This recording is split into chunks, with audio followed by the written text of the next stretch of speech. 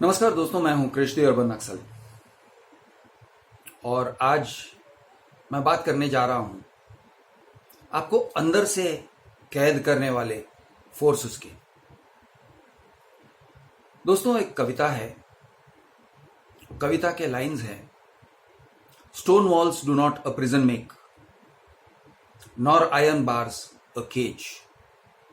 मतलब पत्थर की दीवारों से जेल नहीं बनती है और लोहे के सलाखों से पिंजरा नहीं बनता है। कहने का मतलब यह है, हम अगर कैद हैं तो हम कैद पत्थर के दीवारों से और लोहे के सलाखों से नहीं हैं। हम कैद हैं अपनी खुद की मानसिकता से, अपनी सोच से। हमारी सोच हमें कैद करती है। जब बिल्डर्स आपसे टोकन जब्त करते हैं, लाखों रुपए ले लेते हैं, तो वो आपके दिमाग के अंदर और एक बात डाल रहे हैं और डाल देते हैं और कामयाबी से डाल देते हैं, और वो ये है कि आप कहीं ना कहीं गिल्टी हो। आपने उनके टर्म्स एंड कंडीशंस पे साइन किया, उनके टर्म्स एंड कंडीशंस को एक्सेप्ट किया, और उनके टर्म्स एंड कंडीशंस में ये लिखा था कि वो आपके पैसे जब्त कर सकते हैं, और इसलिए उन्होंने जब्त करके ले लिया। और ये जो सोच है ना, ये सोच आपके दिमाग में डाल दिया जाता है, और सक्सेसफुली डाल रहे हैं, कामयाबी के साथ वो लोग डाल सकते हैं और डाल देते हैं। और डालने के बाद आप जब पैसे मांगते हो तो आप हक से नहीं मांग रहे हो। आप ऐसे नहीं मांग रहे हो कि मेरे पैसे मुझे लौटाओ। आप एक तरह से भीख मांग रहे हो। आप कहते हो, सर मेरे घर में बीमारी है, मुझे यानी मेरा जॉब सिचुएशन डेस्परेट है, मुझे मेरे पैसे दे दो। लेकिन आप इस तरह से मांग रहे हो जैसे कि वो आपको चैरिटी देने जा रहे हैं। और वो भी इसी तरह से कहते हैं, वो आपसे इस तरह से कहते हैं कि अच्छा, आपके घर में बीमारी है, आपकी माँ बीमार है, चलिए मेडिकल बिल दिखाइए। वो इस तरह से बात करते हैं आपसे, मेडिकल बिल्स दिखाइए, आपका इंश्योरेंस नहीं है, मुझे दिखाइए कि क्या है। आपको आपका प्राइवेट सिचुएशन उनके सामने खोल के रखने की कोई जरूरत नहीं है। वैसे कहते हैं आपकी जॉब चली गई, अच्छा ठीक है, तो आपका यानी जॉब से डिसमिस होने का जो लेटर है वो दिखाइए। आप प्रूफ दिखाइए कि आप यानी आपकी जॉब चली गई है।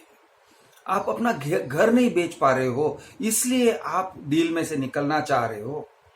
यानी आप तो कह रहे थे ना कि मैं घर बेचूंगा, फिर पैसे खड़े होंगे, फिर मैं आगे के इंस्टॉलमेंट भरूंगा, और अब आप कह रहे हो कि मैं घर नहीं बेच पा रहा हूं, इसलिए मैं इंस्टॉलमेंट नहीं भर पा रहा हूं। तो कहते हैं अच्छा आप घर नहीं बेच पा रहे हो, साबित करो मुझे, दिखाओ कौन सा घर है, कहां का घर है।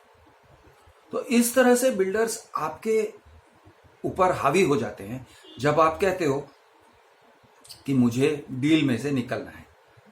अब दोस्तों, मैं अभी के लिए सिर्फ एग्रीमेंट से पहले की बात कर रहा हूं। एग्रीमेंट के बाद क्या होता है उसकी बात भी करेंगे, लेकिन अलग से।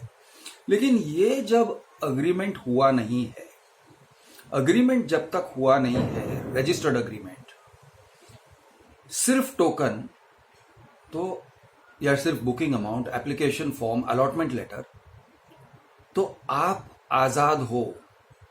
आप किसी तरह के बंधन से बंधे हुए नहीं हो। लेकिन बिल्डर आपके दिमाग में छेद करके ये बात डाल देते हैं कि आप कॉन्ट्रैक्ट के अंदर हो, आपने साइन कर दिया है। लेकिन वो अपने आप को बंधे हुए नहीं समझते हैं। वो कहते हैं हम तो फ्री हैं, आप बंधे हुए। तो दोस्तों, ये जो है वो आपके दिमाग में घुसा डालते हैं। मैं आपको और 2-3 संकेत देता हूं, यानी साइंस, बड़े बड़े इंडिकेशंस दिखाता हूं कि वो जो कर रहे हैं वो गैर कानूनी है। सबसे बड़ा संकेत, सोचिए आप,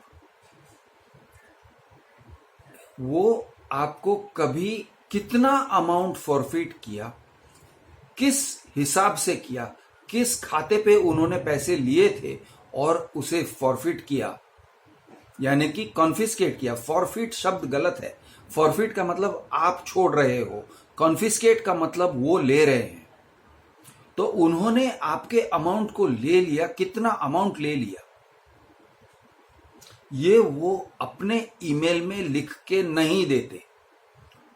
वो किसी तरह का पीडीएफ फाइल या ऐसे नहीं भेजते हैं कि साहब आपके एग्जैक्टली 12,55,221 रुपए हमने जब्त किए हैं और उसका हिसाब ये है।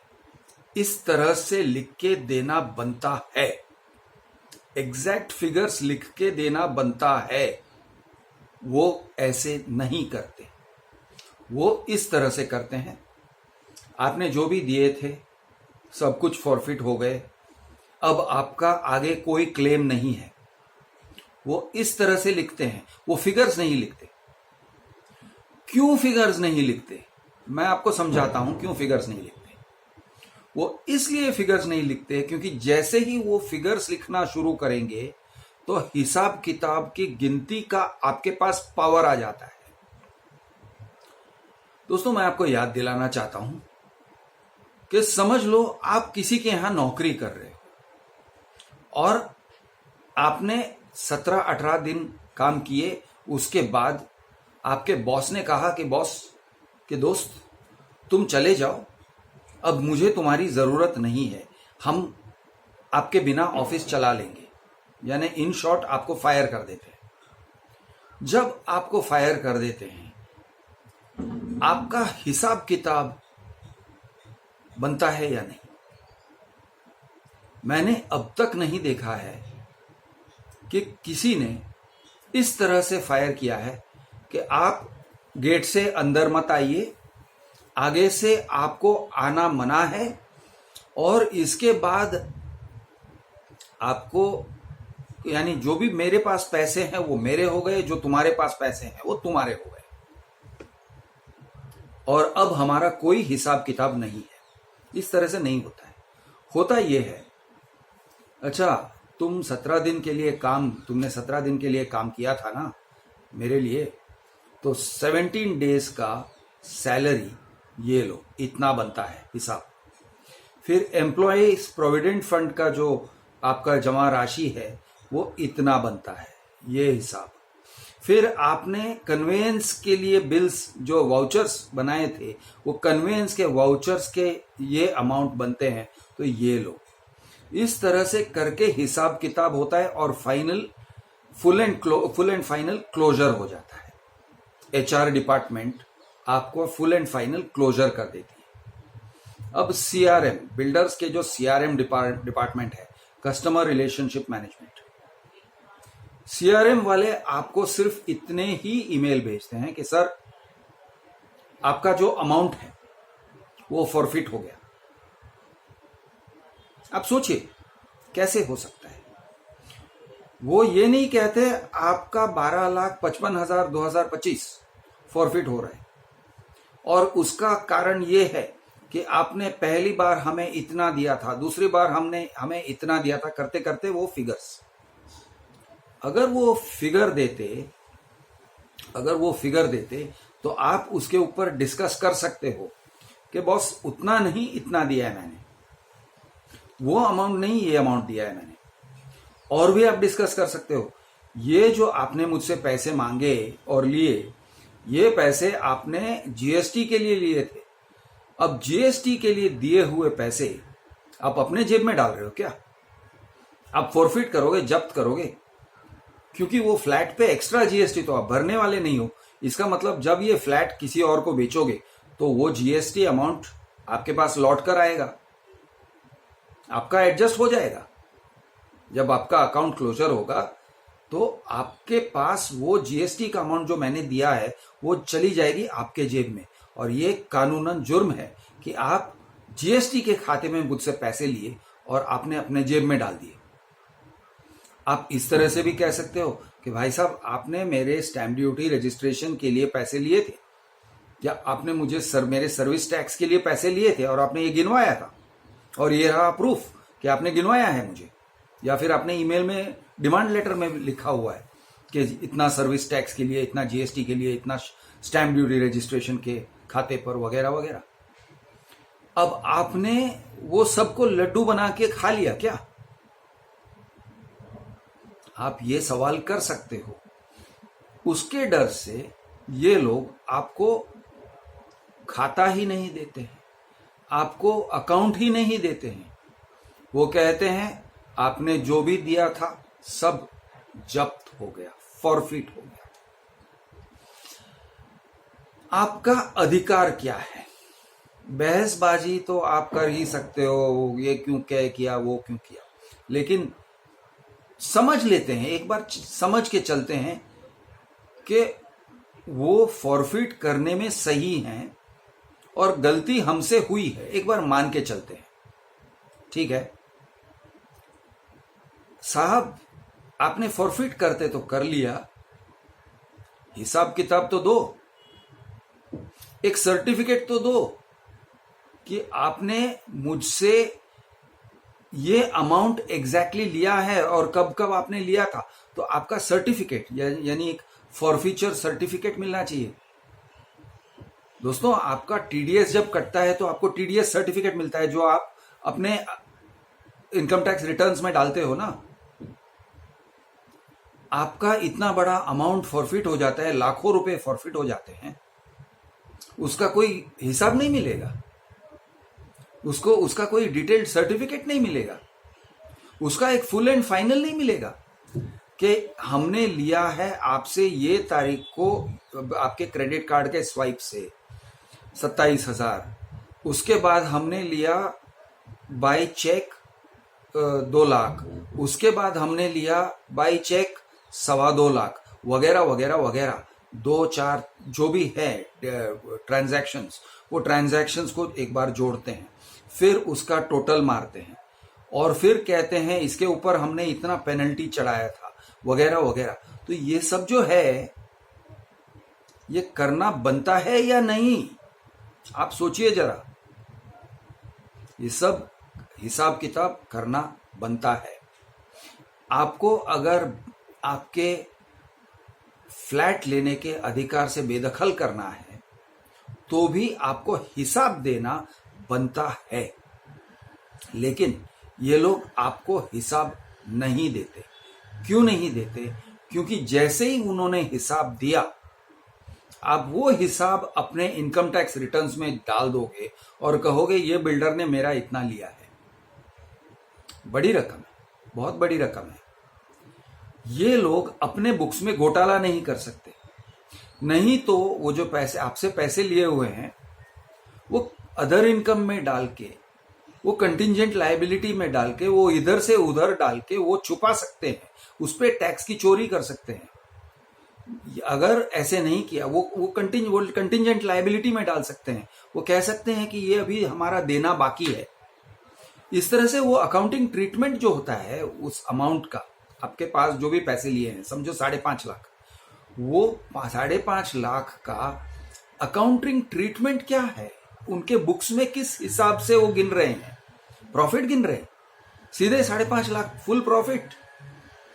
वो कहते हैं कि उनका लॉस हुआ, उनका आपसे पैसे जब्त करने का बहाना क्या है? बहाना यही है ना कि उनका लॉस हुआ है, आपने उनका लॉस किया है। तो किस हिसाब से लॉस हुआ है, कहां का लॉस है?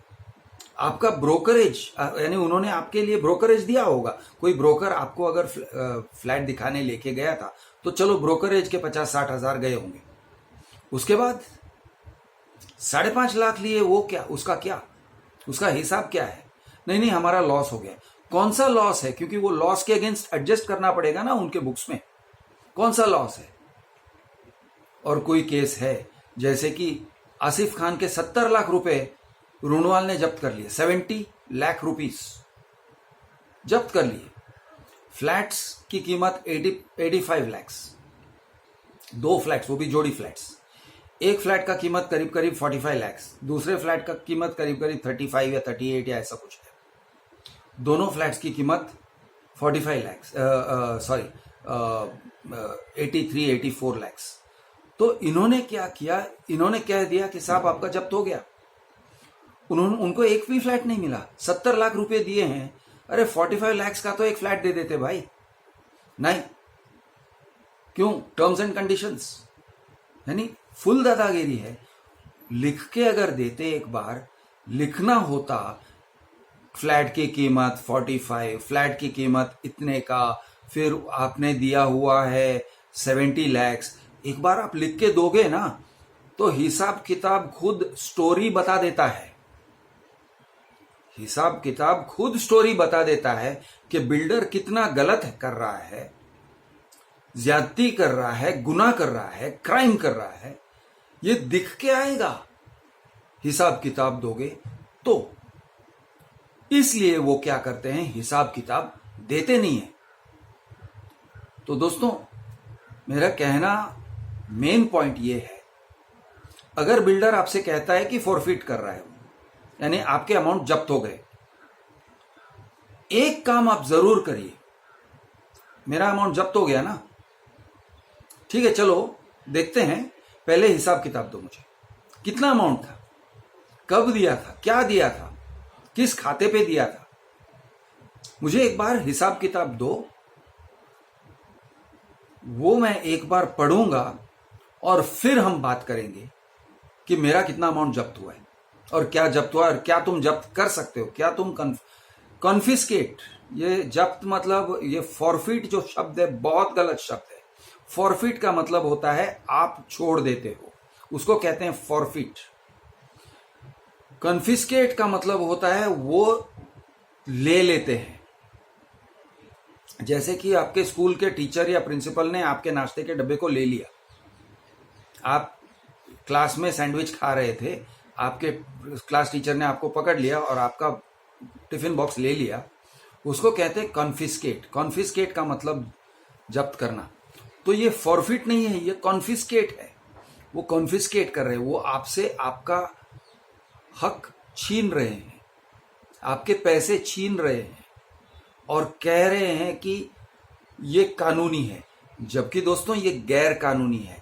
उनका आपके साथ कोई कॉन्ट्रैक्ट नहीं है, सिर्फ एप्लीकेशन फॉर्म है। एप्लीकेशन फॉर्म के टर्म्स एंड कंडीशंस में ये भी लिखा है कि उनके साथ आपका कॉन्ट्रैक्ट नहीं है, लेकिन वो ले लेते हैं। तो कम से कम दोस्तों, आपका एक बात तो बनता है कि आप हिसाब किताब मांगो। आप कहो ठीक है सर, आपने ये अमाउंट फॉरफिट कर लिया, ठीक है, देखा जाएगा, आप सही हो या गलत हो, मैं कहां जाऊंगा, कोर्ट में जाऊंगा, पुलिस के पास जाऊंगा, वो बाद में देखेंगे, पहले एक हिसाब दो मुझे। आपने एग्जैक्टली कितना फॉरफिट किया है मुझे ईमेल में लिख के भेजो, अमाउंट भेजो, अमाउंट लिखो। वो नहीं लिखेंगे, अब वो नहीं लिखेंगे, मैं दावे से कह रहा हूं, वो नहीं लिखेंगे। अगर लिखेंगे तो आप उसको, उनको पकड़ के, उनको रगड़ कर लेके जा सकते हो न्यायालय में। इसलिए वो नहीं लिखते हैं, वो बचते हैं। ये मेरा चैलेंज है। आप उनसे लिखवाने की कोशिश तो करिए, आप ईमेल तो करिए, आप फोन तो करिए, आप बहस तो करिए, आप मांग के तो देखिए। क्योंकि अगर आप मांगते नहीं हो, अपने खुद के अधिकार अगर आप मांगते नहीं हो, अगर खुद के अधिकारों के लिए आप लड़ नहीं सकते हो, तो फिर ये कौन सा भारत महान है? फिर तो आपको कहना पड़ेगा मेरा भारत महान नहीं है और इसका दोष सिर्फ मेरा है, आपको कहना पड़ेगा। आप अगर अपने अधिकारों के लिए नहीं लड़ते हो, अधिकार मैं समझा रहा हूं, क्लियर कट हैं, आम आदमी की भाषा में आप समझ रहे हो, हिसाब किताब बनता है, फिर भी आप अपने हिसाब किताब नहीं मांगते हो, तो गलती किसकी? गुलाम होने की गलती किसकी? आपकी, हमारी। इसीलिए दोस्तों, ये जो जेल के सलाखें, ये जो पिंजरा जो है, ये भ्रम है, ये भ्रम फैला के रखा है। तोड़ दो इसे। पूछो बिल्डर से, भाई साहब मेरा हिसाब किताब दो। आपकी लड़ाई हिसाब किताब से शुरू होती है। आप शुरू करिए अपनी लड़ाई, उन्होंने आपका टोकन जब्त किया, आप हिसाब किताब मांगो। उन्होंने आपका जो भी अमाउंट जब्त किया, आप हिसाब किताब मांगो। कहो बॉस लिख के दो मुझे, जिसे मैं अपने इनकम टैक्स रिटर्न में फाइल करूं, मुझे लिख के दो। सर्टिफिकेट दो मुझे, सर्टिफिकेट ऑफ फॉरफीचर। आपने फॉरफीचर कहा है ना, फॉरफीचर का सर्टिफिकेट दे दो मुझे, दे दो एक हिसाब किताब, फाइनल इनवॉइस दे दो। आपको जो कहना है दे दो, लेकिन उसे क्लियर कट भाषा में हर एक लाइन पे हर एक एंट्री होना चाहिए कि मैंने कौन से तारीख को क्या पैसे दिए थे और किस दिन एग्जैक्टली आपने जब्त कर लिया और किस कारण से जब्त किया, वो सब लिखो और दे दो मुझे। देखिए वो देते हैं कि नहीं। मैं हूं आपका दोस्त कृष द अर्बन नक्सल। जय हिंद, जय महाराष्ट्र, जय जवान, जय किसान।